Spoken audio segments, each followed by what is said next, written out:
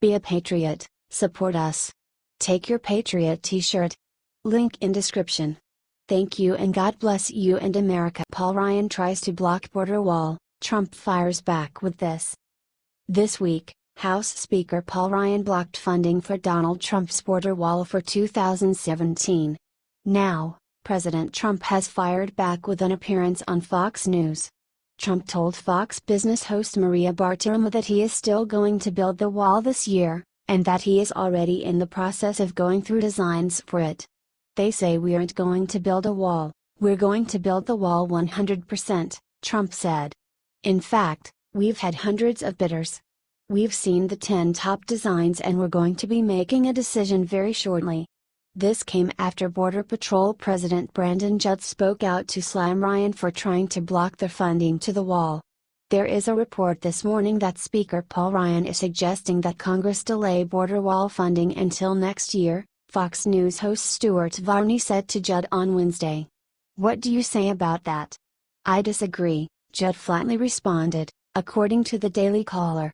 President Trump promised he was going to secure the border, and part of securing the border is putting in place the proper technology and resources that allows us to be successful.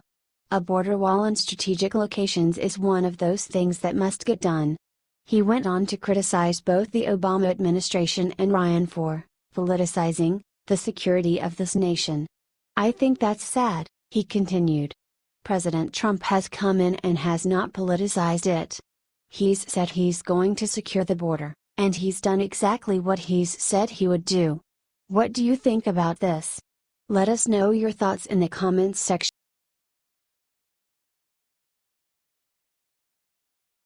Chelsea Clinton bashes Donald Trump, instantly gets shut down. Over the past few months, Chelsea Clinton has shown how sickeningly bitter she still is about her mother's loss to Donald Trump in the presidential election by repeatedly bashing the president on Twitter. This week, Chelsea learned the hard way that Twitter users are sick and tired of seeing her attack President Trump. Felixstick reported that Chelsea took to Twitter to mock Trump for accidentally citing Iraq instead of Syria, calling this mistake disturbing. Disturbing that Trump remembers what he ate, chocolate cake, but not where he sent missiles, Syria, not Iraq as he says until corrected, Chelsea wrote. Twitter users immediately jumped in to remind Chelsea about the many lies her mother Hillary has told. Even Dana Loesch got in on the action. Share this story if you think Chelsea Clinton is a fool.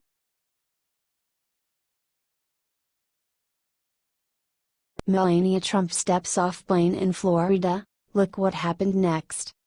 President Donald Trump and his wife Melania arrived in Palm Beach, Florida on Thursday as they prepare to spend Easter weekend at their Mar-a-Lago estate. A massive crowd appeared at the airport to greet and support the Trumps when they landed. This comes as Melania is frantically trying to plan Monday's White House Easter egg roll.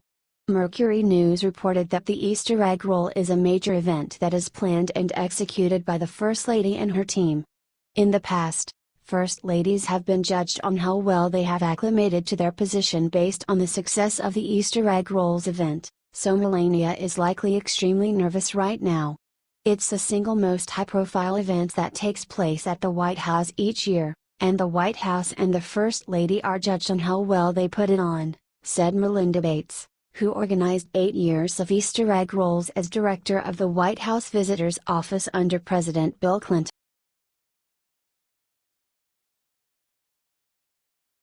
Fearless.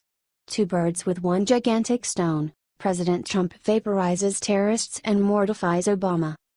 This will be a long 4 years, that is without a doubt. What's more, not on account of Donald Trump will come up short. By all signs, the liberals trust the following 4 years will slither by in light of the fact that they completely severely dislike Trump and all his Obama legacy pulverization. For us, it will be to a great degree disappointing 4 years since we will need to persevere through the consistent whimpering and griping and groaning of the qualification crowd. These individuals are so used to getting their direction that their first real taste of dismissal is playing out like Carrie's prom night. They are whimpering like the youthful people they are, take away a freebie and they go chump sh on the grounds that frightfulness of abhorrences, they don't get stuff for anything any longer. What's more, let us not overlook that regardless of what number of individuals follow OFF unemployment, regardless of how far the obligation is diminished, regardless of what number of expense dollars are brought into the administration coffers in light of the fact that duties have been lessened, regardless of what number of wars we remain out of, regardless of what number of good exchange arrangements and cancellation of enterprise controls convey back organizations to the U.S., and regardless of how safe the boulevards in our inward urban areas move toward becoming or the fringe, regardless of how well our streets and extensions are kept up, and regardless of what number of terrorist plots are turned away, and so forth, and so on.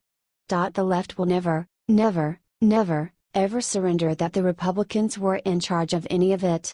All things considered, Trump and company are at any rate in charge of this. Allen B. West. In just the past week, the Air Force unleashed hell on Al-Qaeda in Yemen, destroying 40 targets. For some context, in just 1 week Trump's administration eclipsed the annual bombing total for any year during Obama's presidency. According to Foreign Policy magazine, under the previous administration, approval for strikes came only after slow-moving policy discussions, with senior officials required to sign off on any action. The Trump administration has proven much quicker at green-lighting attacks. President Donald Trump's readiness to order military action stands in contrast to the previous administration. When Obama's National Security Advisor Susan Rice ran the policy-making process, stuff moved like molasses through the National Security Council, much to the frustration of military planners at U.S. Central Command, a former senior defense official, who spoke on condition of anonymity, told Foreign Policy. The interagency discussions allowed plans to languish for weeks while debates swirled over when and how to act. The change in policy here? Allowing the military to actually act on the intelligence they've gathered.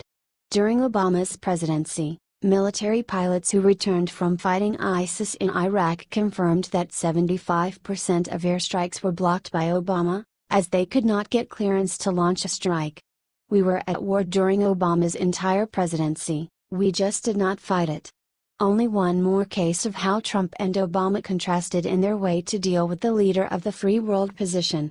Obama trusted that the world everywhere was better at advising the United States how to carry out their occupation, while Trump trusts that the world everywhere is in an ideal situation, quiet down and observing real authority in real life.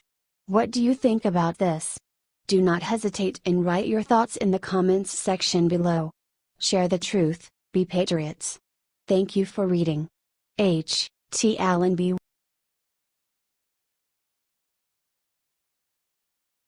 Fox News makes devastating announcement about O'Reilly, fans revolt.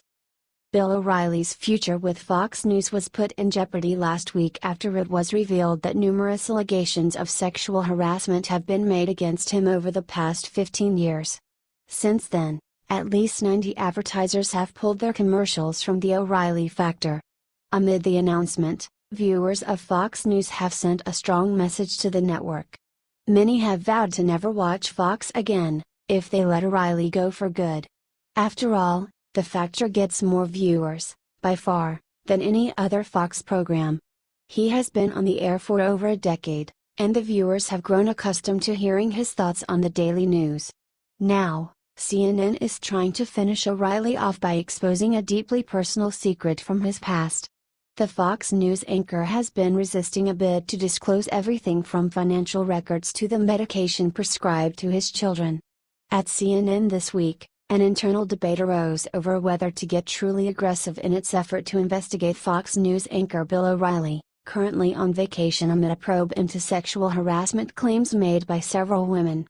Multiple sources tell The Hollywood Reporter that CNN, a heated rival to Fox News, was extremely close to filing a motion to unseal the anchor's matrimonial records, potentially exposing O'Reilly's very private information and adding a new dimension to the firestorm. CNN, however, is now said to be leaning against doing so, even after some executives expressed enthusiasm for the effort.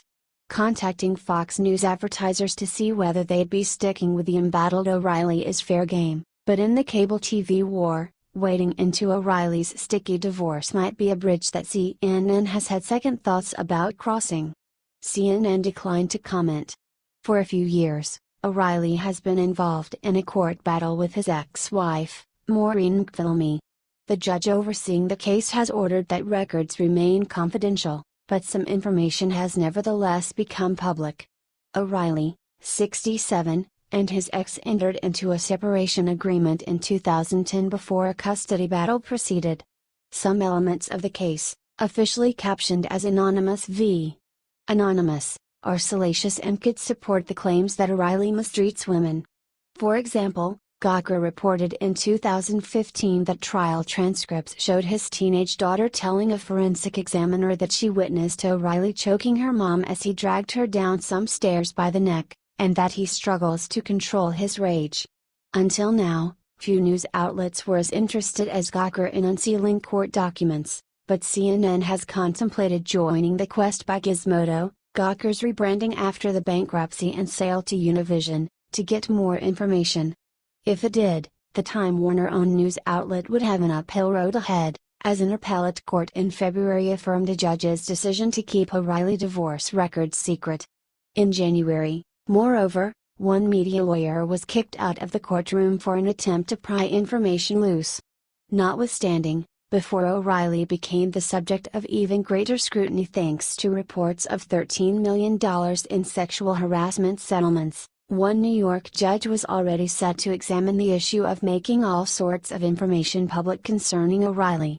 That's because last year, O'Reilly brought a new action against McPhillamy, alleging that he was defrauded into a separation agreement and that money went to finance an existing extramarital relationship on her part. In December, O'Reilly then brought a $10 million lawsuit against McPhillamy's attorney Michael Clark, alleging that he aided and abetted Ms. McPhillamy's scheme to defraud O'Reilly into agreeing to the separation agreement for the sole purpose of ousting him from the paternal role he had negotiated for and been promised, and to obtain substantial money to support Ms. McPhillamy. That complaint is public, but what's not is Clark's subsequent motion to dismiss. Clark wished to submit evidence in support of his dismissal bid. According to subsequent court papers, the documents included tax returns, correspondence about the divorce, information about the medications prescribed to O'Reilly's children, and pedagogical concerns of O'Reilly and the children's teachers. O'Reilly's lawyers at the Hogan Newman firm oppose this. Mr. O'Reilly is a public figure and matters concerning his personal life, marriage, and children attract media attention, they wrote in a brief submitted in January. Past media attention has caused his children extreme emotional distress. Thus, in the separation agreement, negotiated by Mr. Clark, Mr. O'Reilly and Ms. McPhillamy agreed to strict confidentiality of the terms and circumstances of the separation agreement to shield the children from the pressures of unwanted and intrusive publicity surrounding the separation. Share this story if you support Bill O'Reilly.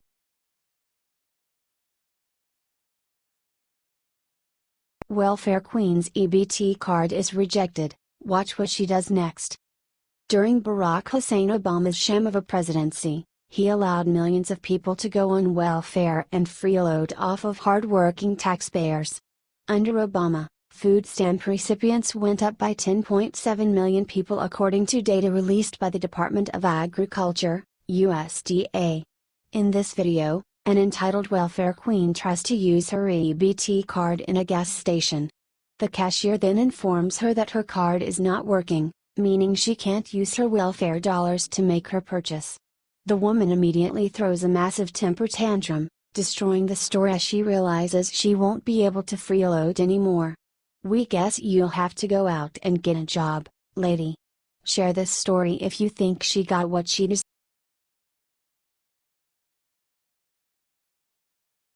Trump steps off plane in Florida for Easter, look what's right behind him.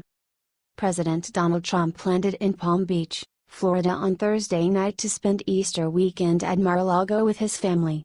Daily Mail reported that Melania and Barron flew to Palm Beach separately from Donald Trump in a different government jet, landing minutes after he did. The duo flew in from New York City, as Barron just had his last day of school before his spring vacation. Liberals are furious at Melania for flying separately, as the cost of her trip on the government aircraft is being estimated at $100,000 in tax dollars. Even Judicial Watch President Tom Fitton thinks the Trumps are going a bit overboard in spending taxpayers' money on their travel plans. Taxpayers are on the hook for each trip.